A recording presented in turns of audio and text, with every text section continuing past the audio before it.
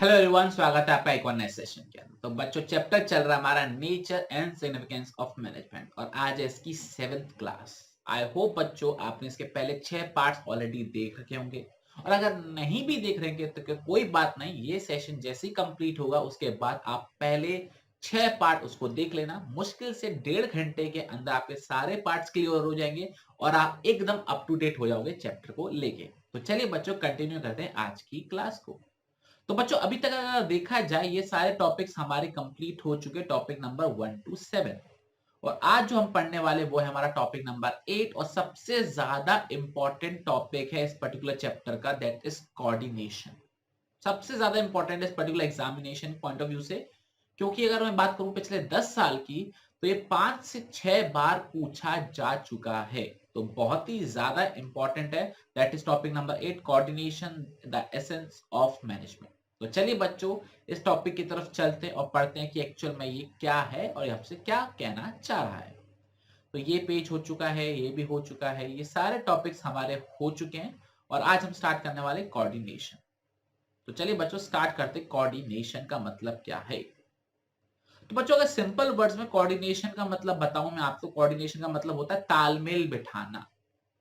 जब आप किसी और के संग तालमेल बिठाते हो तो हम बोलते हैं कि आपस में क्या है, कोऑर्डिनेशन है। आपने वो डांस रियलिटी शो के ना जजेस के कमेंट सुने होंगे। आप लोगों के बीच में कोऑर्डिनेशन की कमी थी। आप लोगों के बीच में कोऑर्डिनेशन बहुत ही प्यारा था, पता ही नहीं चल रहा था कि आप अलग अलग डांस कर रहे हो। ऐसा लग रहा था रोबोट्स डांस कर रहे, एकदम सिंक्रोनाइजेशन में थे आप लोग। तो वैसे ही ऑर्गेनाइजेशन के अंदर तालमेल बिठाना भी बहुत ज्यादा जरूरी है, क्योंकि ऑर्गेनाइजेशन में बहुत सारे डिपार्टमेंट्स होते हैं और हर एक डिपार्टमेंट का अपना इंडिविजुअल काम होता है। फाइनेंस डिपार्टमेंट का काम होता है फाइनेंस को संभालना, प्रोडक्शन डिपार्टमेंट का काम होता है प्रोडक्शन करना और सेल्स डिपार्टमेंट का काम होता है सेल्स करना। लेकिन अगर आपस में तीनों को कोऑर्डिनेट नहीं किया गया, सिंक्रनाइज नहीं किया गया, तो आप गोल्स को अचीव नहीं कर पाओगे। क्योंकि फाइनेंस डिपार्टमेंट जब तक पैसा नहीं देगा तब तक प्रोडक्शन डिपार्टमेंट काम नहीं कर पाएगा, और जब तक प्रोडक्शन डिपार्टमेंट काम नहीं करेगा तब तक मार्केटिंग डिपार्टमेंट प्रोडक्ट को बेच नहीं पाएगा।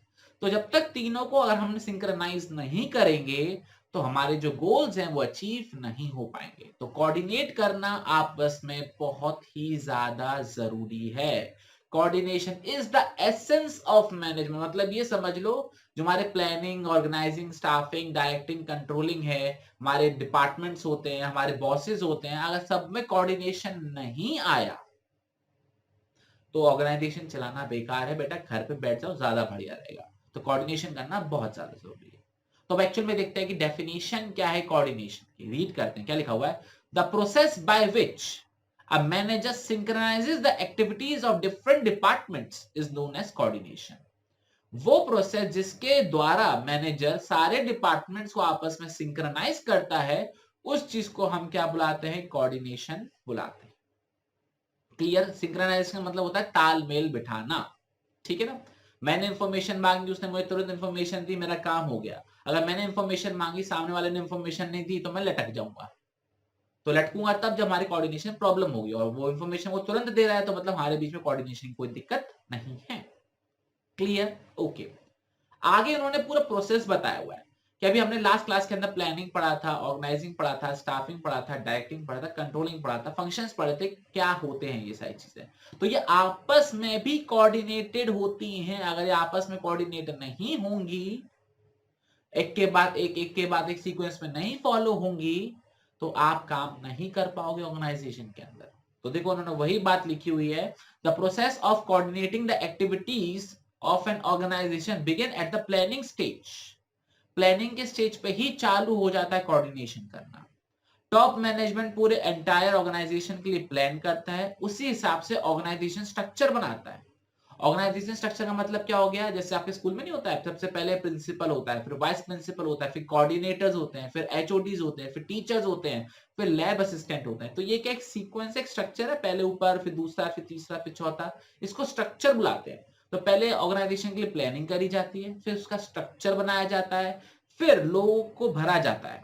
ठीक है ना? स्टाफिंग करी जाती है, लोगों को भरा जाता है, और फिर हमारा काम उसी अकॉर्डिंग हो रहा है कि नहीं हो रहा है, हम क्या करते हैं, डायरेक्टिंग करते हैं, अपने एम्प्लॉयज को गाइड करते हैं, मोटिवेट करते हैं, काउंसिल करते हैं, जिससे वो काम कर पाए।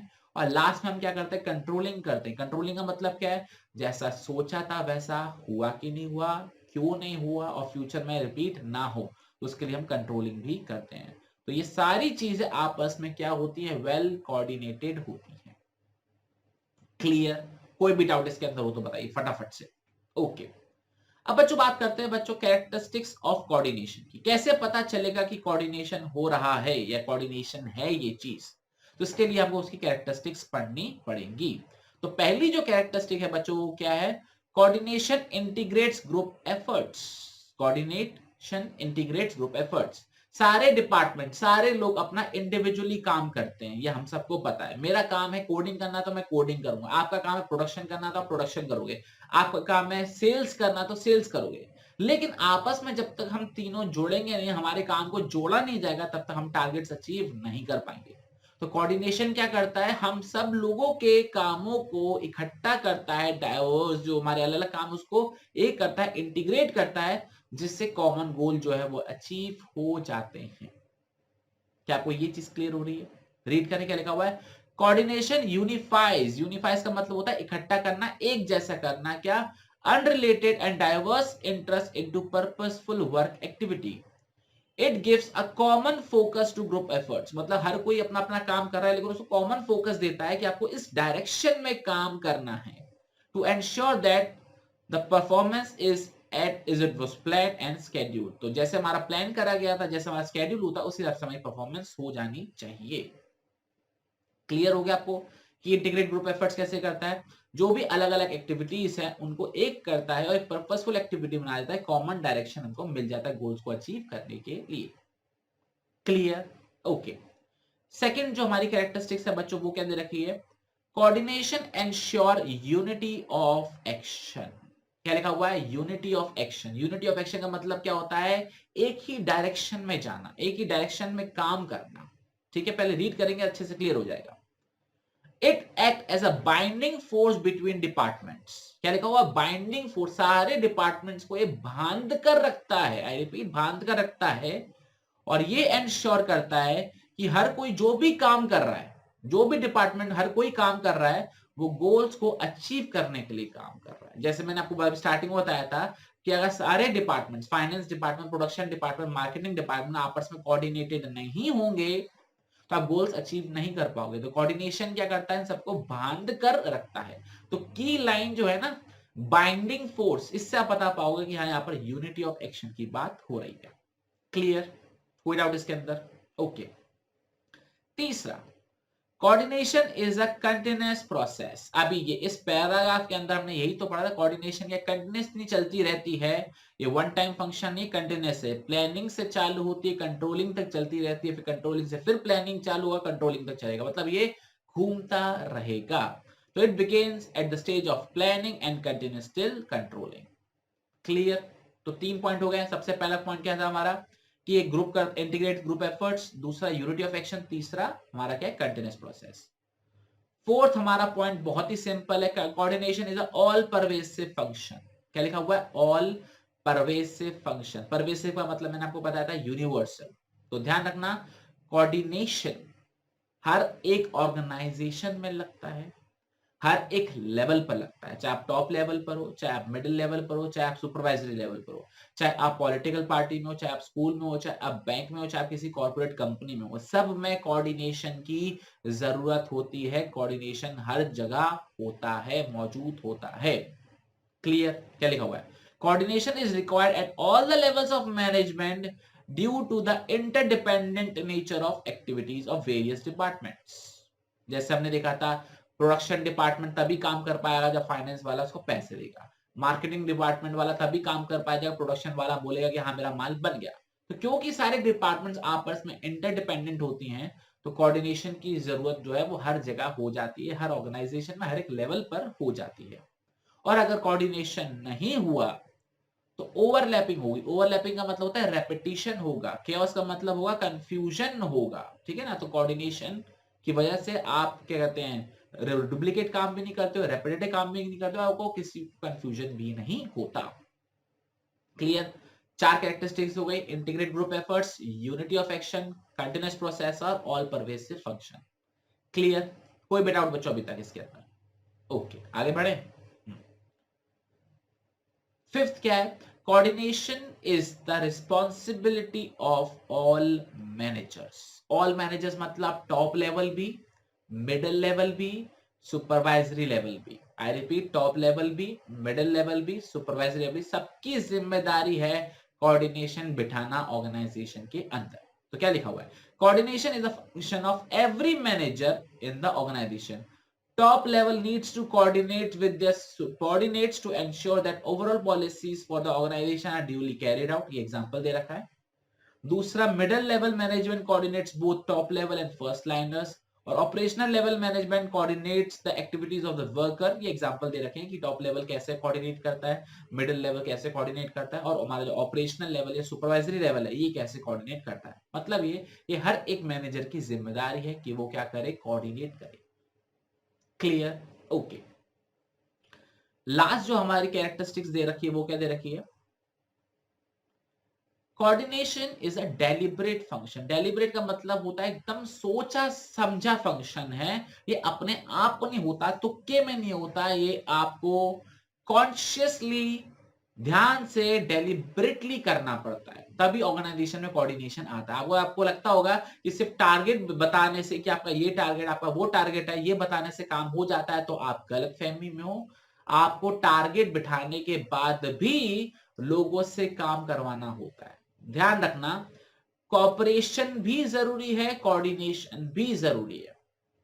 आपने मुझसे कोई रिपोर्ट मांगी, मैंने कहा मैं दे दूंगा, मना नहीं कर रहा हूं, पर मैं दे दूंगा, लेकिन तब दूंगा जब मेरा मन करेगा।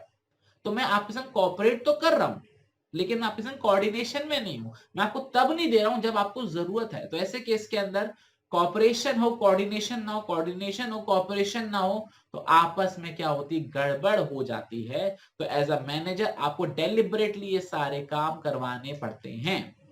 क्लियर? रीड करते हैं क्या लिखा हुआ है। A manager has to coordinate the efforts of different people in conscious and deliberate manner. तो की लाइन के कॉन्शियसली और डेलिबरेटली आपको कोऑर्डिनेट करवाना पड़ता है। Even where members of a department are willing to cooperate, coordination gives a direction to the willing spirit. भले ही आपके ऑर्गेनाइजेशन में लोग कोऑपरेशन से काम करना चाहते हैं, लेकिन कोऑर्डिनेशन से आपको डायरेक्शन मिलता है। क्या लिखा हुआ है? Cooperation in the absence of coordination may lead to wasted efforts. आप कोऑपरेशन कर रहे हो लेकिन कोऑर्डिनेशन नहीं आपस में, तो पहले वो काम कर रहा है, सही काम आप ही कर रहे हो, तो रिपीटिशन होता है, एफर्ट्स खराब हो जाते हैं। और कोऑर्डिनेशन अगर कोऑपरेशन के बिना हो तो फिर काम करने में मजा नहीं आता, लोग डिससेटिस्फाइड हो जाते हैं। क्लियर?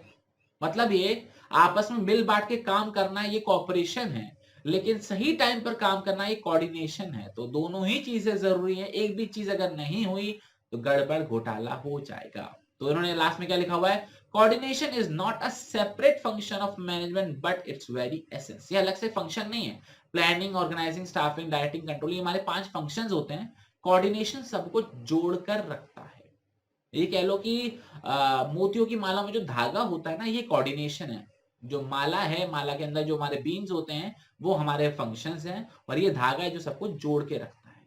तो कोऑर्डिनेशन के हमारी 6 कैरेक्टरिस्टिक्स हो गई।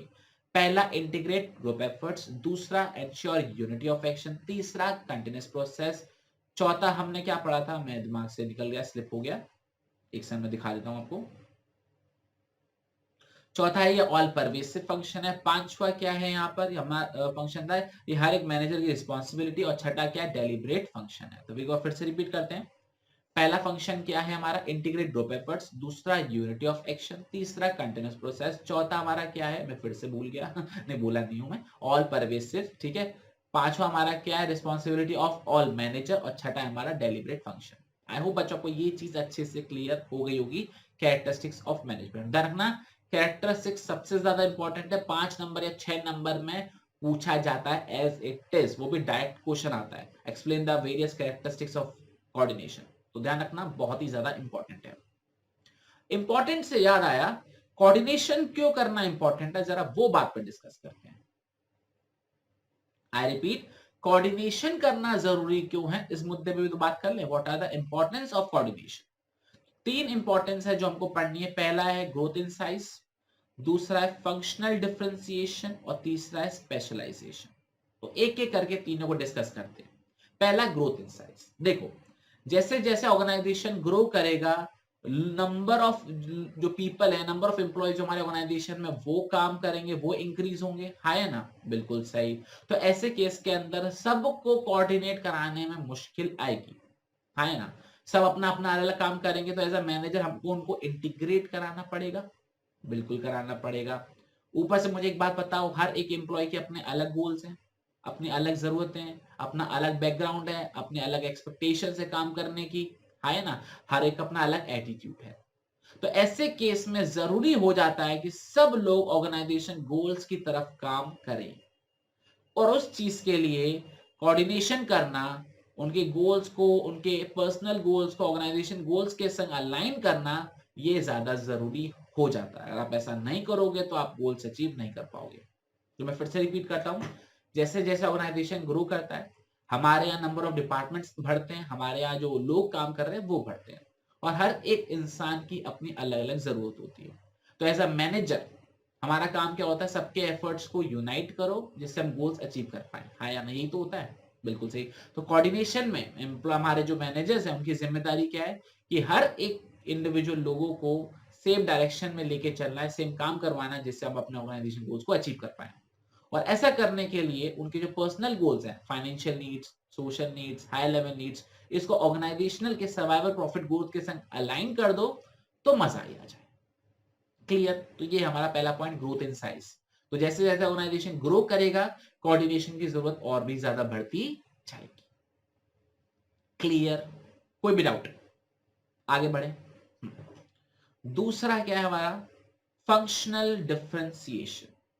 क्या है पॉइंट, फंक्शनल डिफरेंशिएशन। देखो क्या लिखा हुआ है, हर एक ऑर्गेनाइजेशन के अंदर, हम किसी बड़े ऑर्गेनाइजेशन की बात करें तो उसमें बहुत सारे डिपार्टमेंट्स होते हैं, बहुत सारे डिविजन्स होते हैं, या फिर बहुत सारे सेक्शंस होते हैं। हर एक डिपार्टमेंट का अपना अलग काम होता है। जैसे फाइनेंस का काम है पैसों को संभालना, प्रोडक्शन का काम है प्रोडक्शन को देखना, मार्केटिंग का काम है सेल्स वगैरह देखना, और ह्यूमन रिसोर्स का काम क्या होता है, एम्प्लॉयज को मैनेज करना। ठीक है ना, हर एक के अपने ऑब्जेक्टिव्स होते हैं, हर एक की अपनी पॉलिसी होती है, और अपना हर एक का काम करने का तरीका अलग अलग होता है। फाइनेंस डिपार्टमेंट बोलता है कम से कम खर्चे में काम हो, मार्केटिंग डिपार्टमेंट क्या बोलता है, मैं ज्यादा से ज्यादा मार्केटिंग करूं। तो एक बात बताओ, मार्केटिंग वाला बोला मुझे पैसे चाहिए क्योंकि मेरे को एडवर्टाइजमेंट करानी है ना। फाइनेंस डिपार्टमेंट बोल रहा मैं पैसे नहीं दे रहा, जा जो करना है कर। तो ऐसे केस में क्या होगा, कॉन्फ्लिक्ट हो गया दोनों का, क्योंकि दोनों का काम करने का तरीका अलग है। फाइनेंस डिपार्टमेंट बोलता है पैसा कम खर्चो, मार्केटिंग डिपार्टमेंट वाला बोला मुझे पैसे चाहिए, मुझे एडवर्टाइजमेंट करना है। तो दोनों के काम करने के तरीकों में फर्क है, दोनों के इंटरेस्ट में फर्क है। तो ऐसे में क्या हो सकती है, लड़ाई हो सकती है, कॉन्फ्लिक्ट हो सकता है, और आपका जो काम है वो डिले भी हो सकता है। तो क्या लिखा हुआ है, दिस काइंड ऑफ कॉन्फ्लिक्ट में अराइज इन ऑर्गेनाइजेशन बिकॉज हर एक डिपार्टमेंट अपनी परफॉर्मेंस जो है वो आइसोलेशन में करता है। फाइनेंस डिपार्टमेंट अपना बैठ के देखता है मेरे खर्चे कम कैसे हों, मार्केटिंग डिपार्टमेंट अपना अपने ऑफिस अपने कैबिन में बैठ के डिसाइड कर रहा है कि कैसे मैं सेल्स इंक्रीज करवाऊं। बट आपस में बैरियर होने की वजह से दिक्कत हो जाती है, और आपस में कॉन्फ्लिक्ट हो जाता है। क्या कोई ये चीज समझ में आ रही है, क्योंकि हर एक फंक्शन डिपार्टमेंट का अपना अलग फंक्शन है। तो ऐसे में हो सकता है दो फंक्शंस आपस में क्या हो जाए, कॉन्ट्रडिक्ट हो जाए। क्या आपको ये चीज समझ में आई? तो ऐसे केस में कोऑर्डिनेशन की जरूरत और भी ज्यादा हो जाती है। और आगे इन्होंने क्या लिखा हुआ है, all departments are individuals are interdependent. ध्यान रखना आपस में अलाइंड होते हैं, मैंने बताया ना, फाइनेंस, प्रोडक्शन, मार्केटिंग, और हर एक को एक दूसरे की इंफॉर्मेशन पर डिपेंड होना पड़ता है उसके काम के लिए। तो जब तक वो इंफॉर्मेशन प्रोवाइड नहीं करेंगे तब तक हम आगे काम नहीं कर पाएंगे, ये चीज ध्यान रखना। और आगे क्या लिखा हुआ है, the process of linking activities of various department is accomplished through coordination. तो बाद में सारे डिपार्टमेंट्स को लिंक कौन कराता है, कोऑर्डिनेशन कराता है। बहुत बेसिक सा था, आपको आई होप समझ में आ गया होगा। ग्रोथ इन साइज का मतलब है ऑर्गेनाइजेशन बढ़ती जाएगी, लोग बढ़ते जाएंगे, कोऑर्डिनेशन की जरूरत बढ़ती जाएगी। दूसरा फंक्शनल डिफरेंशिएशन, हर एक ऑर्गेनाइजेशन के अंदर अपना अलग अलग डिपार्टमेंट्स होते हैं जिनका अपना अलग अलग काम होता है। ठीक है ना, अलग अलग तरीके से वो काम करते हैं, लेकिन होते आपस में इंटरडिपेंडेंट है। तो कोऑर्डिनेशन की जरूरत बन जाती है कि आपस में इनको कोऑर्डिनेट करवाया जाए। क्लियर, कोई भी डाउट? ओके। और बच्चों बात करते हैं आज के लास्ट टॉपिक के ऊपर, दैट इज थर्ड जो हमारी इंपॉर्टेंस है, दैट इज स्पेशलाइजेशन। अब स्पेशलाइजेशन का मतलब क्या है, जरा ये समझते हैं। देखो, आजकल ऑर्गेनाइजेशन के अंदर हम एक्सपर्ट लोगों को अपॉइंट करते हैं जिससे हमको कोई प्रॉब्लम ना आए, जैसे मार्केटिंग एक्सपर्ट्स, आईटी का एक्सपर्ट, फाइनेंस का एक्सपर्ट, है ना, बिल्कुल सही। और मुझे एक बात बताओ, ये एक्सपर्ट्स अपने आप को एक्सपर्ट मानते हैं? बिल्कुल मानते हैं, तभी तो हम बुला रहे हैं उनको, बिल्कुल सही। तो ऐसे केस में मान के चलो कोई ऐसा व्यक्ति है जो एक्सपर्ट ना हो, एक ऐसा व्यक्ति है जो भी नया नया ऑर्गेनाइजेशन के अंदर काम करने के लिए आया है, तो वो जो हमारे एक्सपर्ट लोग होते हैं ना, थोड़े से एठीले हो जाते हैं, स्टबॉर्न हो जाते हैं, वो दूसरे की बात सुनना ही नहीं चाहते। दूसरे को उनके दिमाग में आता है कि यार ये तो कल का लड़का है, कल का नया नया एम्प्लॉय ज्वाइन हुआ और ये मुझे सिखा रहा है, जो मैं इस इंडस्ट्री में 20 साल से हूं, कि काम कैसे होता है। समझ लो ना, तो यहां पर उनकी ना ईगो आ जाती है। तो जो स्पेशलाइज्ड लोग होते हैं वो नॉन स्पेशलाइज्ड लोगों से सुनना और एडवाइस लेना पसंद नहीं करते हैं। तो ऐसे केस में मैनेजर का रोल आ जाता है कि इनके स्पेशलिस्ट और नॉन स्पेशलिस्ट लोगों के बीच में कोऑर्डिनेशन लाया जाए कि और किसी भी तरीके का कॉन्फ्लिक्ट ना हो। समझ लो ना, ऐसे सॉरी, कभी हो सकता है कि जो एक्सपर्ट है वो कुछ उल्टा सीधा बोल दे नॉन एक्सपर्ट को, तो ऐसे केस में नॉन एक्सपर्ट रूट के चला ना जाए, तो मैनेजर का काम बन जाता है स्पेशलिस्ट और नॉन स्पेशलिस्ट लोगों के बीच में कोऑर्डिनेशन बिठाना, जिससे हमारा ऑर्गेनाइजेशन स्मूथली चलता रहे। क्लियर? रीड करें क्या लिखा हुआ है। Modern organization are characters by high degree of specialization, ठीक है, time pass. Specialization arises of complexities of modern technology, ये भी टाइम पास। मुद्दे की बात यहां से हो रही है, organization needs to employ a number of specialist, organization को स्पेशलिस्ट को एम्प्लॉय करना जरूरी होता है। Specialists usually think that they are only qualified to evaluate, judge and decide according to their professional criteria. उनको लगता है कि हम ही qualified हैं कि इस particular चीज में क्या करना है, कैसे फैसला लेना है, क्या समझना है। They do not take advice or suggestions in the matter pertaining to their area of specialization. मतलब ये, वो अपने स्पेशलाइजेशन के लिए किसी दूसरे से एडवाइस लेना पसंद नहीं करते। फॉर एग्जाम्पल मान के चलो मैं बिजनेस स्टडीज पढ़ाता हूं, तो कल को कोई मुझसे बोलता है कि सर बिजनेस स्टडीज में आप ऐसा नहीं ऐसे पढ़ाओ, तो मैं बोलूंगा यार देख, मुझे पता है कि बिजनेस स्टडीज कैसे पढ़ाई जाती है, मैं पिछले 10 साल से पढ़ा रहा हूँ, मुझे पता है कि कौन से टॉपिक से कैसा क्वेश्चन बन सकता है, मुझे तो सिखा मत। तो ऐसे केस में जो एक नया टीचर आया होगा ना, वो ऑफेंड हो जाएगा, वो मुझसे कभी बात करना पसंद नहीं करेगा। तो ऐसे केस में जो हमारे कोऑर्डिनेटर्स हैं, उनका काम क्या हो जाता है, उनके बीच में मेरे बीच में आपस में कोऑर्डिनेशन बिठाया जाए और हमारी लड़ाई को सॉल्व कराया जाए। तो आगे क्या लिखा हुआ है, this often leads to conflict between specialist and other people, ठीक है। तो इस केस के अंदर कोऑर्डिनेशन रिक्वायर हो जाता है कि हम दोनों के बीच में जो अप्रोच में डिफरेंस है, नजरिए में जो डिफरेंस है, उसको कम किया जाए, उसको रिकंसाइल किया जाए। क्लियर? कोई डाउट इसके अंदर? तो इन शॉर्ट इंपॉर्टेंस में पहला ग्रोथ इन साइज, ऑर्गेनाइजेशन बढ़ती जाएगी, लोग बढ़ते जाएंगे, कोऑर्डिनेशन की जरूरत बढ़ती जाएगी। दूसरा फंक्शनल डिफरेंशिएशन, हर एक ऑर्गेनाइजेशन के अंदर अपने अलग अलग फंक्शंस होते हैं जो अलग अलग तरीके से काम करते हैं। एज कोऑर्डिनेशन हमको सारे फंक्शंस को अलाइन करना पड़ेगा। तीसरा स्पेशलाइजेशन, हर एक ऑर्गेनाइजेशन के अंदर कुछ स्पेशलाइज्ड लोग होते हैं जो समझते हैं कि हम ही भगवान है, ठीक है ना। कभी कभी लगता है अपन ही भगवान है, वो वाला हिसाब हो जाता है, वो दूसरों से एडवाइस लेना पसंद नहीं करते हैं। तो ऐसे केस के अंदर उनके बीच में कॉन्फ्लिक्ट हो सकता है स्पेशलिस्ट और नॉन स्पेशलिस्ट लोगों के बीच में। तो कोऑर्डिनेशन के थ्रू हम उनके कॉन्फ्लिक्ट को रिजॉल्व करा सकते हैं। क्लियर? और 6 कैरेक्टरिस्टिक्स देखिए एक बार, वो भी रिवाइज कर लेते हैं। पहला हमारा इंटीग्रेट ग्रुप एफर्ट्स, दूसरा एंश्योर यूनिटी ऑफ एक्शन, तीसरा कंटिन्यूअस प्रोसेस, चौथा ऑल परवेसिव, पांचवा रिस्पॉन्सिबिलिटी ऑफ ऑल मैनेजर, और छठा ये डेलिब्रेट फंक्शन है। क्लियर? ओके। और कोऑर्डिनेशन क्या होता है, the process of synchronizing activities of different departments is known as coordination. Clear? Okay. तो चलिए बच्चों, आपसे मुलाकात करेंगे अगले सेशन के अंदर, जिसके अंदर हम पढ़ने वाले हैं नेचर ऑफ मैनेजमेंट। तब तक के लिए अपना बहुत बहुत ख्याल रखना और पढ़ते रहना। जय हिंद, जय भारत, बाय बाय।